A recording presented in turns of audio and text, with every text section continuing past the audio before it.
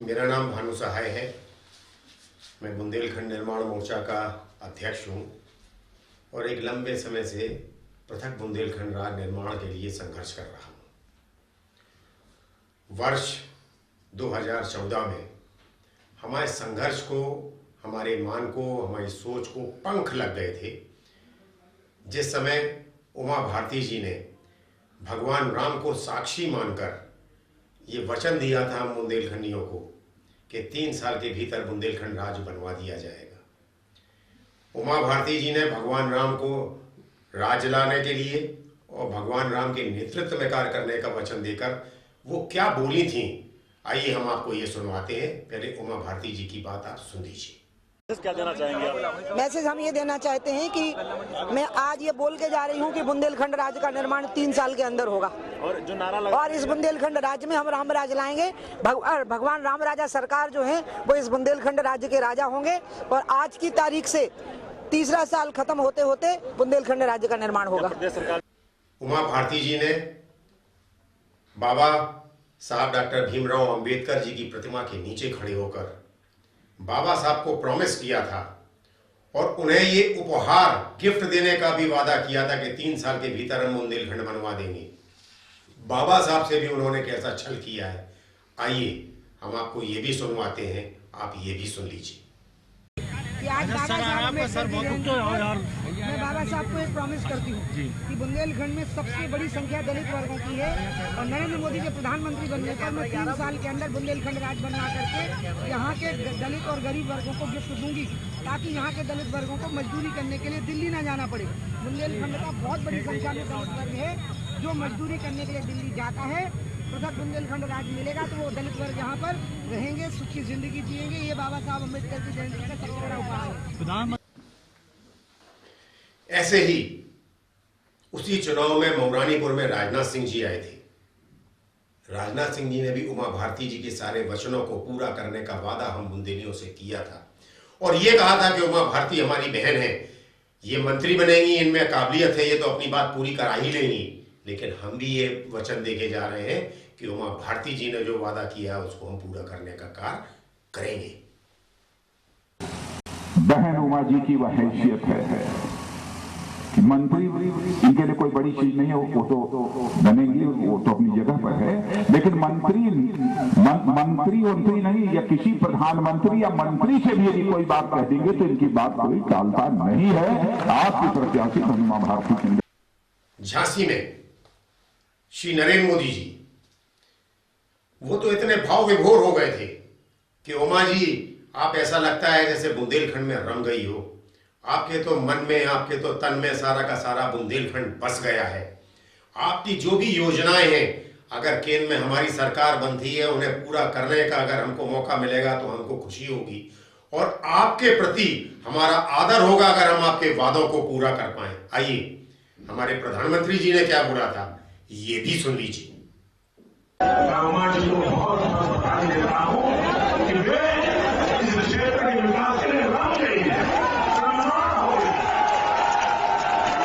आज अगर उमा जी आप इतनी मेहनत कर रही हो, आपके इतने सपने हैं, तो फिर तो हमें भी 2 कदम ज्यादा चलने का मन कर जाएगा, 2 कदम ज्यादा चलने का मन कर जाएगा और आपके माध्यम से इस क्षेत्र के विकास की जो बातें आएगी, दिल्ली में बनने वाली नई सरकार के लिए हमारा सौभाग्य होगा। उमा जी के प्रति हमारा आदर। वर्ष 2014 में नरेंद्र मोदी जी और राजनाथ सिंह जी के समक्ष उमा भारती जी ने हम बुंदेलियों से वादा किया था कि अगर मोदी सरकार केंद्र में बन जाएगी तो 3 साल के भीतर बुंदेलखंड राज्य बनवा दिया जाएगा। 7.5 साल होने आ गए, अभी तक इनके कान पे जूं तक नहीं रेंगा है, कोई कार्रवाई ही प्रारंभ नहीं हुई है। हम बुंदेलियों को ऐसा लगता है जैसे हम लोग छल लिए गए, हम लोग ठग लिए गए। इस बीच हम लोगों ने 5 बार अखंड बुंदेलखंड क्षेत्र के जितने भी पूर्व और वर्तमान के प्रतिनिधि हैं उन सबको पत्र लिखकर आग्रह किया कि मान्यवर आपसे हाथ जोड़कर निवेदन है कि प्रधानमंत्री को, गृह मंत्री को और अपने राजनीतिक दल के राष्ट्रीय अध्यक्ष को एक पत्र लिख दीजिए जिसमें बुंदेलखंड राज्य निर्माण की मांग पुरजोर तरीके से उठा दीजिए। जिन जनप्रतिनिधियों ने पत्र लिखा, जिन्होंने लोकसभा में मांग उठाई, उनको हमारा नमन, उनके सामने हम नतमस्तक हैं। हम धन्यवाद देना चाहते हैं हमीरपुर के सांसद पुष्पेंद्र चंदेल जी को, जिन्होंने लोकसभा में बुंदेलखंड राज्य निर्माण की बात उठाने का कार्य किया है। हम धन्यवाद देना चाहते हैं रवि शर्मा जी को, हम धन्यवाद देना चाहते हैं ब्रजेश प्रजापति जी को, जिन दोनों विधायकों ने पत्र लिखकर बुंदेलखंड राज्य निर्माण की बात उठाई। हम धन्यवाद देना चाहते हैं पूर्व केंद्रीय मंत्री प्रदीप जैन आदित्य जी को, जिन्होंने विधानसभा में तो अपनी बात रखी थी, लेकिन सोनिया जी को भी पत्र लिखकर बुंदेलखंड राज्य निर्माण की बात करने का कार्य किया है। हम धन्यवाद देना चाहते हैं राजा रणजीत सिंह जूदेव जी को, हम धन्यवाद देना चाहते हैं रवीन शुक्ला जी को, हम धन्यवाद देना चाहते हैं हरगोविंद कुशवाहा जी को, और हम धन्यवाद देना चाहते हैं विनोद चतुर्वेदी जी को, जो पूर्व विधायक हैं, जिन्होंने हमारी बात को आगे बढ़ाया और बुंदेलखंड राज्य निर्माण के लिए अपनी ताकत लगाई। लेकिन जिन्होंने ये कार्य नहीं किया है, अब खाली कर दो रास्ते कि बुंदेली जनता आती है। लेकिन जिन्होंने हमारी मांग को नकारा है, जिन्होंने बुंदेलखंड राज्य निर्माण के साथ छलावा किया है, अब उनकी बारी आ गई है। हम बुंदेलखंड वासियों ने ये निर्णय ले लिया है और खासतौर से बुंदेलखंड निर्माण मोर्चा ने एक योजनाबद्ध तरीके से कार्य करने का संकल्प ले लिया है, जिसके तहत जिते हमारे प्रभु राम राजा के रूप में विराजे हैं, उते उनके चरणों में जाके हमने लाखों राम बंधन, जिनको हम कलावा भी कहते हैं, हमने ऐसे राम बंधन पुजवाए हैं।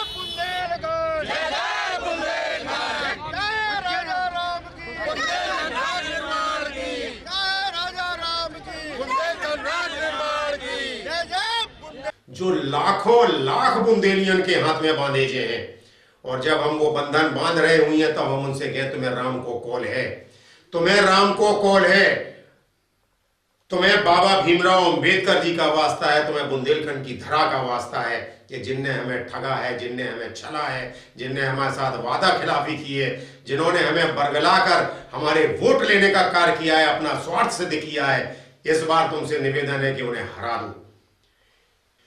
हालांकि बुंदेलखंड की प्रांत की बात नहीं है, लेकिन फिर भी अमित शाह जी भी झांसी आए थे, उन्होंने भी ये कह दिया हमारे बुंदेलखंड के लिए कि बुंदेलखंड तो बड़ा धनाढ़ क्षेत्र है, यहां मात्र अगर अवैध खनन बंद हो जाए तो प्रत्येक घर के सामने मारुति कार खड़ी हो जाएगी। धन्यवाद अमित शाह जी, आपको नमन करते हैं कि हमारे हर बुंदेलखंड वासी के घर पर आपने मारुति कार पहुंचा दी। आइए अमित शाह जी का भी जो कथन है वो भी आप सुन लीजिए।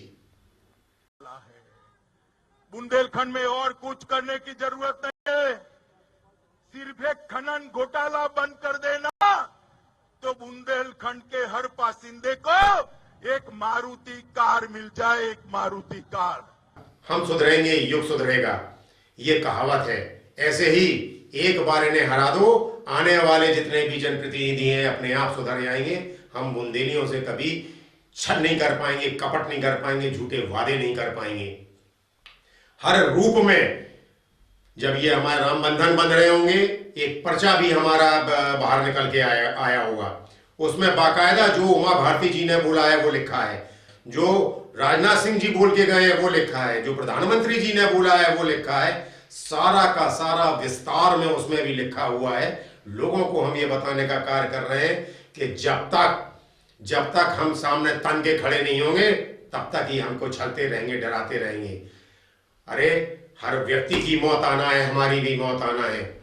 हमसे भी हमारे लोग कहते हैं कि जब इतने किसानों को उन्होंने जीप से कुचल दिया तो तुम्हारी तो बिसात क्या है कि स्कूटर पे घूमते हो। तो हम भी ये प्रतिज्ञा कर चुके हैं कि अगर मरेंगे तो संघर्ष करते हुए मरेंगे, घर में छुपकर नहीं मरेंगे। और बुंदेलियों, तुमसे हाथ जोड़कर निवेदन है कि आने वाली पीढ़ी के स्वर्णिम भविष्य के लिए आज प्रतिज्ञा लेकर लो। उठो बुंदेलो और भरो हुंकार, तो कल का सवेरा तुम्हारा इंतजार कर रहा है। इच्छा है प्रभु राम की और बुंदेलखंड राज्य निर्माण की। जय जय बुंदेलखंड।